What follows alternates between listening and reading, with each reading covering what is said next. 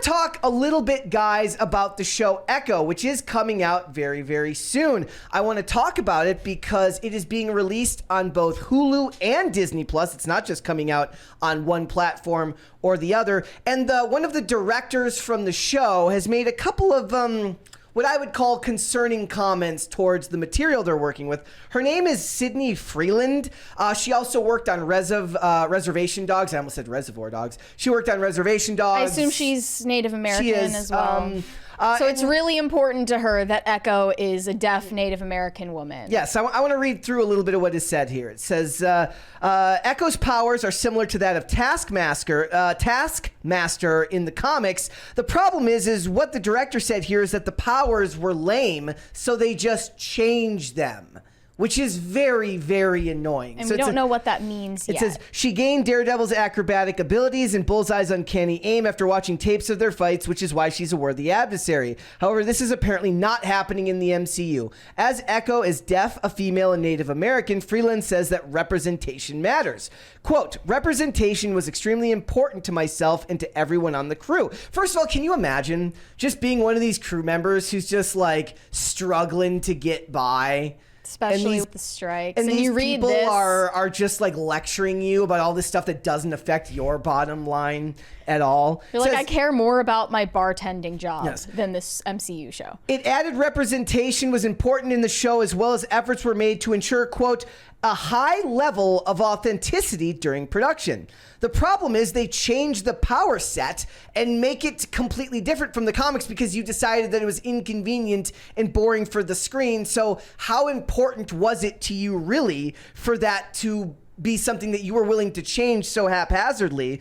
I don't buy that as being what they call high authenticity. The other thing is like, when you really think about it, like if you're not like a weirdo identity politics obsessed person from Hollywood, if you were a guy growing up, you didn't read a comic or watch a movie because of the representation. You watched it to see cool powers and see how characters used cool powers to interact with other characters and make fights and cool explosions happen on screen. Mm-hmm. Not this other stuff. It's like this weird fundamental disconnect that they don't know who they're making the media for.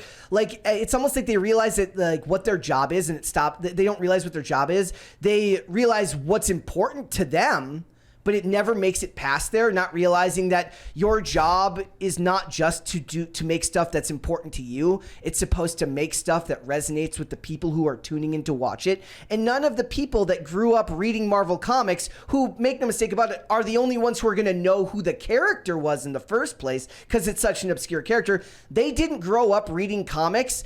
And none of the ones that actually liked this character liked her just because she was Native American or because she was deaf or missing a leg. So they liked her because she had cool yes. Those parts were part of the original character. Okay. So like, it just seems like this is approaching a self-insert, given that they say Maya Lopez becomes a villain due to her her family trauma. I mean, well, in the comics, like she is the adopted child of Kingpin, so that's fairly accurate. But it says representation was extremely important to me and to everyone on the crew, she said at a press event. It added representation to the show, as well as efforts were made to make this well. Maya is very vulnerable, in a very vulnerable emotional place. She's got all the bottled up emotion and rage feelings inside of her. Like, they did a good job of displaying that in the trailer. I will not deny that. They did a good job of showing visceral fight scenes. Okay, but then when you look at the Hollywood Reporter's article, it says Maya Lopez has to face her past, reconnect with her Native American roots, and embrace the meaning of family and community if she hopes to move forward with her life. And this is one of the problems that I responded to a post that Neon from Clownfish TV made recently. How many times do these actors and these directors write these or like get these interviews that talk about this stuff, right? And then it ends up being like 0.0% of the show, right? They end up shooting themselves in the foot because they write these articles that are supposed to be supposedly promotion for these films that are supposed to tell us about all of these social causes that the show or the movie is going to help promote. And then you watch it and it's just a typical blockbuster action movie, or it's just a typical Marvel television show. Well, they're trying to make it not the typical Marvel show because it's the first one that's been rated mature.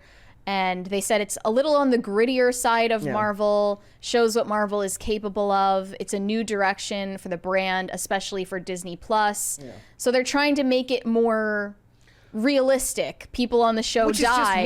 Which is just what they did. Real world consequences exist in the show. It's not a CGI heavy. It's more in the real world. Which is what they were doing on Marvel Netflix, right? So they're going to start over with Marvel Netflix. They're putting it on both Disney Plus and Hulu. And the other way that you know that they don't have a whole ton of faith in this show is that they're dumping all 5. First of all, it's only 5 episodes. That's insane. And they're dumping all 5 of them. Are they all like an hour long? And they're dumping all 5 of them at the same time. They're not doing weekly releases for any of these. And anybody who pays attention to this medium or pays attention to how Hollywood works, if they had strong feelings about the show doing well with the audience, they would want to keep it in the news cycle for as long as possible, which is why so many of those Disney Plus shows got a 2-episode start and then an episode a week until the end of the series. That was this character debuted in Hawkeye, which I actually is the only of the series that I liked, and that was back in 2021. And those came out, like a couple episodes came out first, and then they had once a week leading up to Christmas because the show, like that miniseries, was themed around Christmas, so it fit for the time of year. They've shown no such similar confidence in this production. And well, do you think that the way they're promoting it is primarily because the director is responsible for doing the media instead of the actors? No, because this is only one. This is a 5-episode miniseries. As far as I know, this woman, Sydney Freeland, she only directed 1 episode, according to IMDb. So there's 4 other. Why are they interviewing her? I have no idea. And it made me think about there's like this fundamental, because she talks about representation in front of and behind the screen.